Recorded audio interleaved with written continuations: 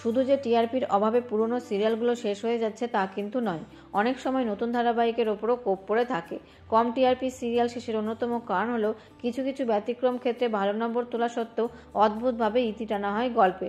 উপরন্তু এখন তো মাত্র কয়েক মাস যেতে না যেতেই শেষের মুখে এগিয়ে যাচ্ছে অনেক সিরিয়াল। এবার জি বাংলার ক্ষেত্রেও জোরালো হলো এরকমই খবর। মাত্র 5 মাসে নাকি শেষ হতে চলেছে জনপ্রিয় সিরিয়াল। এমনকি ইতিমধ্যে সিরিয়ালের টিম শেষ দিনে শুটিংও করে ফেলেছে বলেই খবর।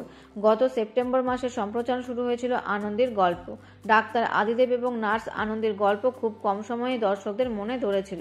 টিআরপিতে একটু পিছিয়ে থাকলেও আদি আনন্দের জুটি বেশ মনে ধরেছিল দর্শকদের। কিন্তু হঠাৎ করেই কাটলো তাল। হঠাৎ করেই নাকি সিরিয়ালটি বন্ধের সিদ্ধান্ত নিয়েছে চ্যানেল কর্তৃপক্ষ। টিআরপি কমে যাওয়াতে নাকি আচমকায় বন্ধ হয়ে যাচ্ছে আনন্দী ধারাবাহিক। তবে তার জায়গায় শুরু হবে নতুন কোনো মেগা। ইতিমধ্যেই শেষ দিনে শুটিংও করে ফেলেছে বলেই শোনা যাচ্ছে। যদিও এই বিষয়ে কোনো মন্তব্য করেনি কলাকুশলী বা সিরিয়ালের নির্মাতারা।